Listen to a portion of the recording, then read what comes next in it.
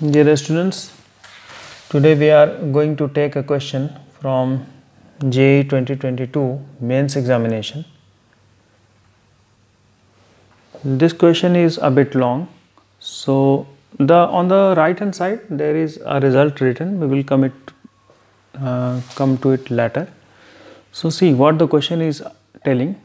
Let m1 and m2 be slopes of two adjacent sides of a square of side A such that a square plus 11a plus 3m1 square plus m2 square is equal to 220, and if one of the vertex of a square is this and the equation of one diagonal is this, then evaluate this. So it is basically giving you the slopes of two adjacent sides of a square and one of the vertex of the square and one of the diagonal of a square. Okay, so the first thing that we need to understand is that how the square may be positioned on the coordinate axis. Okay, so we can think it of like, if this is a coordinate system,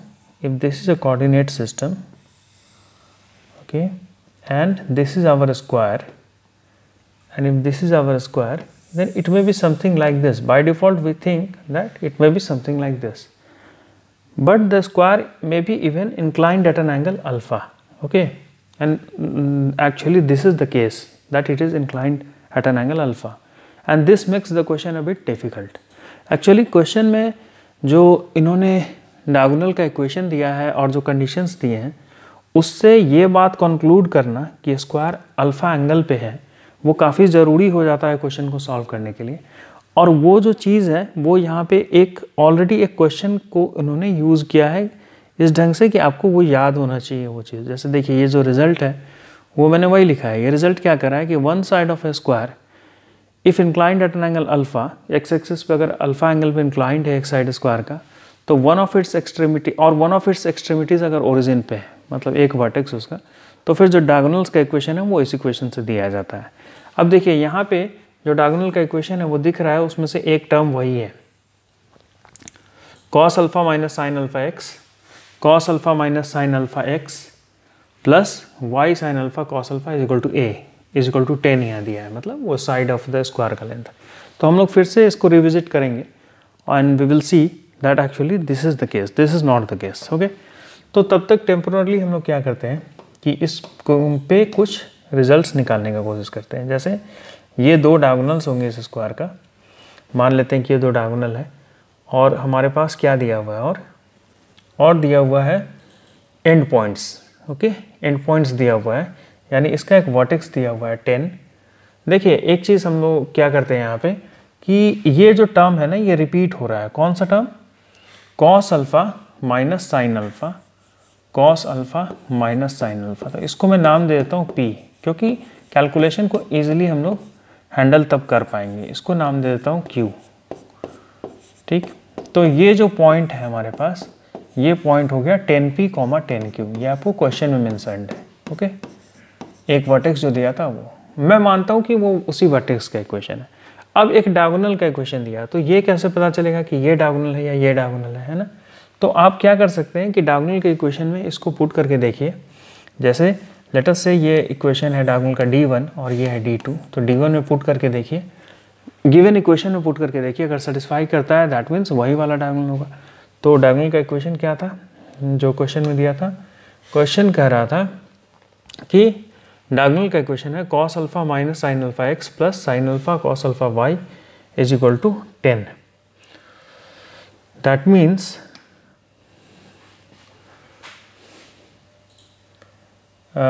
x times of यानी p x plus q y is equal to, p है हमारा minus वाला चीज़, p x plus q y is equal to 10। Okay, तो p x plus q y is equal to 10, ये आपका एक diagonal का इक्वेशन है। अब देखिए यहाँ से आप एक और चीज़ रिजल्ट निकाल सकते हैं कि P square plus q square क्या होगा। P square plus q square होगा यहाँ से cos square alpha plus sine square alpha, यानी 1 minus 2 cos alpha sine alpha, और क्यू स्क्वायर क्या होगा? कॉस स्क्वायर अल्फा प्लस 1 यानी 1 mine cos square alpha plus sine square alpha यानी 1 plus 2 cos alpha sine alpha, है ना। तो ये जो टर्म है ये तो दोनों कैंसिल हो जाएगा, तो आपके पास निकल के आएगा P square plus q square का वैल्यू 2। ये आगे यूज़ आएगा, ठीक। तो यहाँ तक हम लोग आ गए। अब p x plus q y का वैल्यू निकल के आ गया है। ये हमारे पास एक डायगोनल का इक्वेशन है, मुझे पुट करना है इसमें 10p 10q। ओके, x की जगह 10p और y की जगह 10q। क्यों? ये जानने के लिए कि क्या ये वही वाला डायगोनल है जिसपे वो वर्टेक्स है। तो क्या आएगा 10p square plus 10q square. अब is this equal to the right hand side 10, ये प्रूव करना है। ये है LHS। तो LHS आएगा 10 p square plus q square, p square plus q square. तो ये आ रहा है 20। तो this is not equal to RHS, this is not equal to RHS। That means ये जो एक मिनट इसी में हटा दूँ तब ज़्यादा क्लियर दिखेगा आपको। ये जो डायगोनल है D1, वो ये इक्वेशन वाला नहीं है। दैट मीन्स ये जो इक्वेशन हमें दिया हुआ है वो D2 का दिया हुआ है। ये हम लोग कंक्लूड कर सकते हैं, this equation is of D2। ये इक्वेशन किस चीज़ का है? D2 का है, D1 का नहीं है, ठीक है। D1 का होता तो ये पॉइंट डालने पे सेटिस्फाई करता, जो कि नहीं कर रहा। अब D2 का इक्वेशन हमारे पास मिल गया, तो क्या D1 का इक्वेशन हम लोग लिख सकते हैं? Can we write the equation of D1 once the equation of D2 is known? या we can use one property, and that property is that the diagonals of a square intersect at right angle. Okay, so if we know the slope of or the equation of diagonal D1 or D2, then we can find the slope of other diagonal and we can write the equation. Okay, तो D2 पता है, D1 का equation चाहिए। तो आइए लिखते हैं, कैसे पता चलेगा? D2 क्या पता है हमें? ये पता है। D2 का स्लोप क्या आया? देखिए, slope of D2, slope of D2 कैसे निकलेगा? y is equal to mx plus c के फॉर्म में इसको लिखते हैं। तो यहाँ से आएगा y is equal to 10 minus px upon q। तो 10/q और ये q। तो ये आ गया D2 का स्लोप, यानी D2 का स्लोप आया निकल के md2 is equal to minus p upon q। अब ये D2 का स्लोप है, तो फिर हम लोग क्या लिख सकते हैं यहाँ से? स्लोप ऑफ D1 यानी md1 is equal to q/p, ठीक है, q/p। तो जब इतना चीज़ आ गया तो क्या हम लोग इक्वेशन लिख सकते हैं D1 का? बिल्कुल लिख सकते हैं। कैसे लिखेंगे? एक पॉइंट पता है हमें D1 पे, ये एक उसका स्लोप पता है, तो लिख सकते हैं हम लोग इक्वेशन। यहाँ पे लिखिए, equation of D1, equation of D1 वो हो जाएगा y minus 10p upon x minus 10q is equal to q upon p।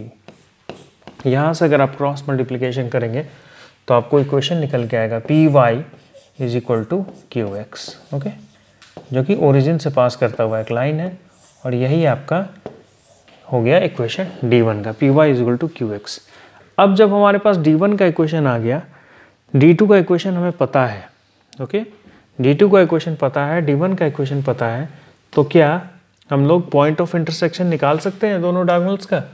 Point of intersection मतलब मैं इसका बात कर रहा हूँ, ये वाला पॉइंट जिसको मैं नाम दे देता हूँ O। Can we find the point of intersection of the diagonals? या very simply we can find out by solving these two linear equations simultaneously. Okay, so what we will be doing here is we will be solving these two linear equations simultaneously. तो आइए इसे solve करते हैं। ये कैसे करेंगे? यहाँ से ऐसे ये बनाते हैं और पॉइंट ऑफ इंटरसेक्शन लिखने का कोशिश करते हैं। तो सॉल्व करना है इन दोनों इक्वेशन को। py is equal to qx है और एक है px plus qy is equal to 10। तो हम लोग क्या निकाल रहे हैं? POI यानी point of intersection of D1 and D2, D1 and D2, ठीक है। तो पॉइंट ऑफ इंटरसेक्शन निकालने के लिए करेंगे PX प्लस QY। यहाँ से मैं लिख लेता हूँ Y is equal to QX upon P, और इसको मैं वहाँ पे पुट कर दूंगा y की जगह। तो p x plus q times of y यानी q square x upon p is equal to 10। तो यहाँ से x का वैल्यू निकल के आएगा, x का वैल्यू निकल के आएगा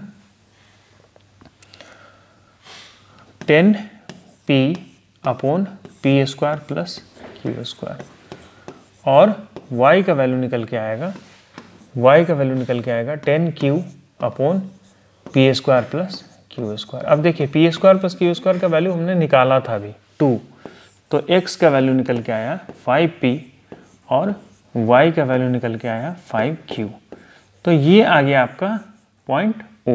ये कौन सा पॉइंट है? पॉइंट O, यानी point of intersection.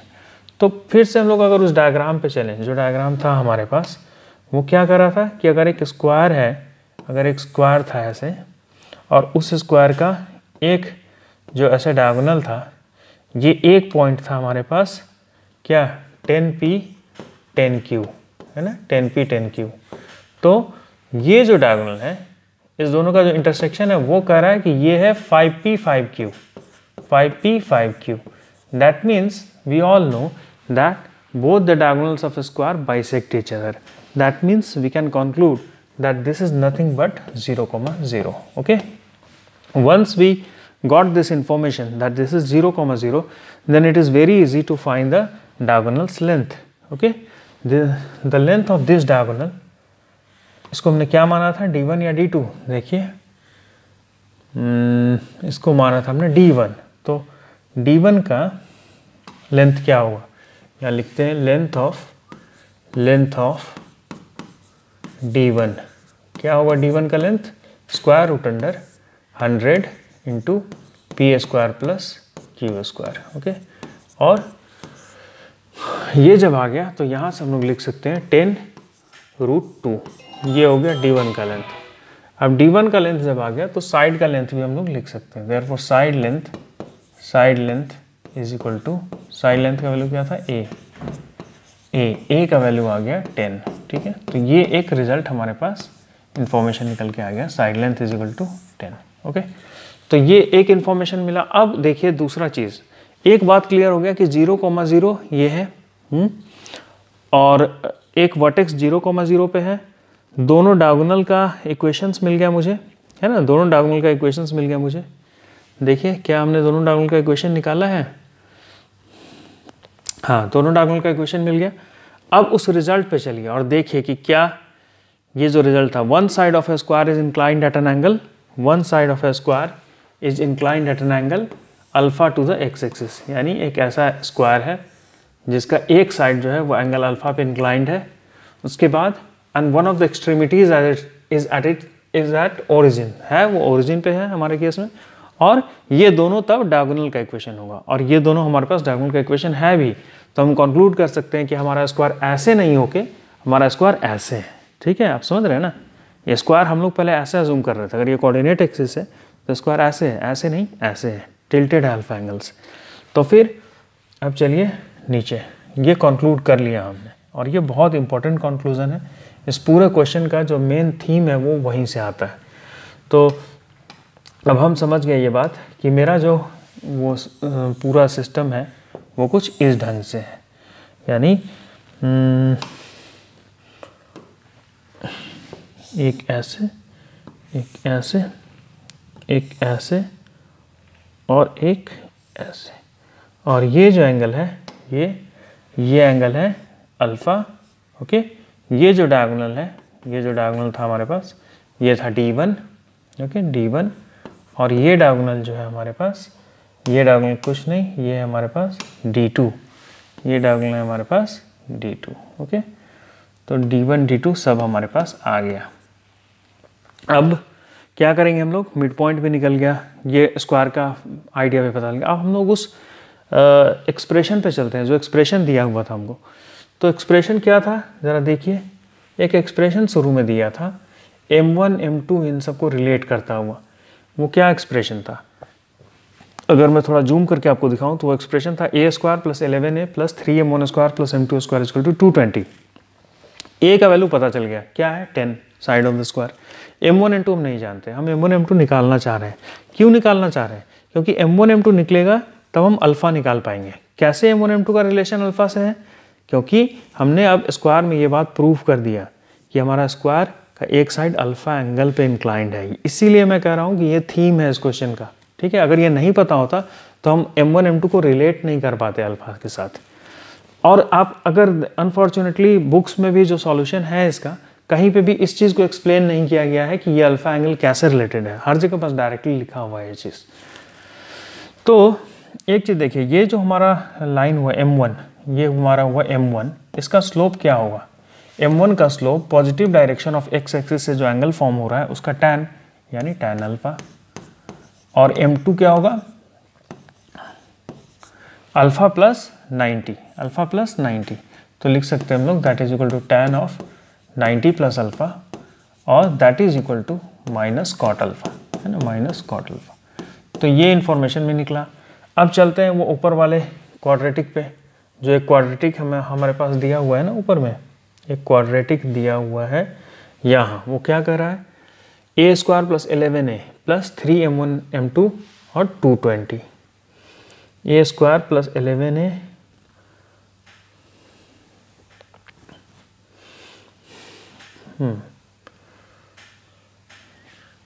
A square plus 11a plus 3m1 square plus m2 square is equal to 220। Okay, अब देखिए m1 m2 का एक और बात मुझे पता है, क्या? कि m1 into m2 should be equal to -1, है ना। -1 तो होगा ही तब, क्योंकि वो दोनों परपेंडिकुलर है। तो क्या हम लोग यहाँ से क्वाड्रेटिक फॉर्म कर सकते हैं? ये आया 100 प्लस 110, ये 10 पुट किया यहाँ पे, 3m1 square plus 1/m1 square is equal to 220। अब यहाँ से मैं लिख सकता हूँ m1 square plus m1 1/m1 square is equal to 220 यानी 10/3। यहाँ से मैं लिख सकता हूँ फिर फाइनली आगे कि m1 to the power 4 plus 1 is equal to 10m1 square by 3, ठीक है। यहाँ से हम लोग लिख सकते हैं 3m1 to the power 4 minus 10m1 square plus 3 is equal to 0। Okay, अब इस क्वाड्रेटिक को सॉल्व करना है। तो ये बहुत सिंपल है, क्लियरली दिख रहा है। ये कुछ ऐसे फैक्टराइज होगा, ये कुछ ऐसे फैक्टराइज हो जाएगा कि 3m1 4 minus 9m1 square minus m1 square plus 3 is equal to 0, और यहाँ से निकल के आएगा 3m1 स्क्वायर कॉमन, यहाँ लिखेंगे हम लोग m1 स्क्वायर, यहाँ लिखेंगे -3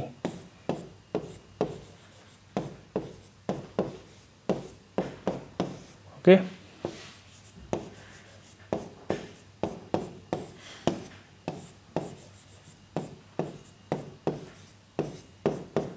इसमें कुछ भी नहीं है, ये सब क्लास 10th का चीज़ है। तो m1 स्क्वायर का वैल्यू निकल के आया 1/3 और 3, ठीक है। और यहाँ से जब m1 का वैल्यू ये आ गया तो हम लोग m1 की जगह लिख सकते हैं this implies that m1 can be √3 और 1/√3, या फिर निगेटिव भी लिख सकते हैं। ओके, निगेटिव भी लिख सकते हैं। मैं बस अभी कुछ ही वैल्यूज़ लेके चल रहा हूँ।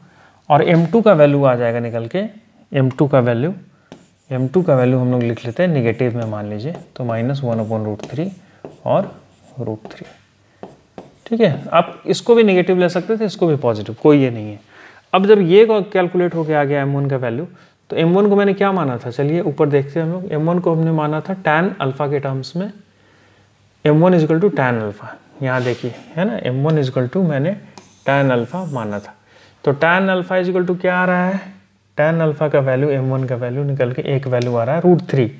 तो अगर tan अल्फ़ा का वैल्यू √3 है तो क्वेश्चन हमसे क्या पूछ रहा है? किस चीज़ का वैल्यू? आप देखिए, क्वेश्चन पूछ रहा है मेरे से कि किस चीज़ का वैल्यू निकाल के दो। देखिए क्वेश्चन पूछ रहा है 72 sin 4 alpha plus cos 4 alpha plus a square minus 3a plus 13 का वैल्यू चाहिए क्वेश्चन को, है ना। यानी question is asking 72 sin 4 alpha plus cos 4 alpha plus A square minus 3a plus 13 का वैल्यू, ओके, -4a प्लस 13 ए square minus 3, ठीक है। इस चीज़ का वैल्यू आपसे पूछा जा रहा है। तो tan अल्फ़ा से अब आपका पूरा जो क्वेश्चन बच गया, बस ये बच गया कि tan अल्फ़ा से sin अल्फ़ा और cos अल्फ़ा का वैल्यू निकाल लेना। तो आई होप आप लोग निकाल सकते हैं यहाँ से, बिल्कुल ईजी है। जब tan अल्फ़ा इक्वल टू √3 है तो sec स्क्वायर अल्फ़ा क्या हो जाएगा, sec स्क्वायर अल्फ़ा हो जाएगा, tan स्क्वायर अल्फ़ा होगा 3, तो sec स्क्वायर अल्फ़ा होगा 1 प्लस tan स्क्वायर अल्फ़ा यानी 4, ओके। तो यहाँ से हम लोग cos स्क्वायर अल्फ़ा को लिख सकते हैं 1/4 और cos 4 अल्फ़ा को लिख सकते हैं 1/16। सिमिलरली sin स्क्वायर अल्फ़ा को लिखा जा सकता है यहाँ से 3/4 और sin का पावर 4 अल्फ़ा को लिखा जा सकता है यहाँ से 9/16। अब कुछ नहीं करना है, बस आपको वैल्यू पुट कर देना है ना। तो वैल्यू पुट कर देते हैं 1/16 9/16 यहाँ पे, यानी 72 इंटू 9/16 प्लस 1/16, ए की जगह पे क्या पुट करेंगे 10 यानी 100 माइनस 30 प्लस 13। तो यहाँ से आया 72 इंटू 10/16 प्लस 70, ये 83 आ गया। और यहाँ से आया 8 2 जा 16, 8 9 जा 72, 2 से ये कटेगा 5 यानी 45 प्लस 83। तो 45 प्लस 83 का वैल्यू आता है 128। तो इसका जो आंसर होना चाहिए वो होना चाहिए 128। तो आइए क्वेश्चन इस पे देखते हैं कि क्या आंसर है इसका। तो इसका जो आंसर है आपका वो है ये वाला 128 यानी बी। तो आप लोगों ने देखा कि ये क्वेश्चन मेंस लेवल का बिल्कुल भी नहीं था, काफ़ी लंबा क्वेश्चन था और इसमें एक क्वेश्चन के अंदर मल्टीपल क्वेश्चन के कॉन्सेप्ट छुपे हुए थे। तो इस टाइप का question whenever you encounter such question in the paper, don't waste your time, actually they are traps. ये क्वेश्चन ट्रैप करने के लिए बनाया गया था कि you lose majority of your time over one question. तो इसीलिए इस टाइप के क्वेश्चन में मत फंसिएगा, स्किप कीजिए और आगे क्वेश्चन जाएगा अनटिल अनलेस आपको इस क्वेश्चन का सॉल्यूशन याद हो। Okay, thank you. बताइएगा कमेंट सेक्शन में आपको ये वीडियो कैसा लगा।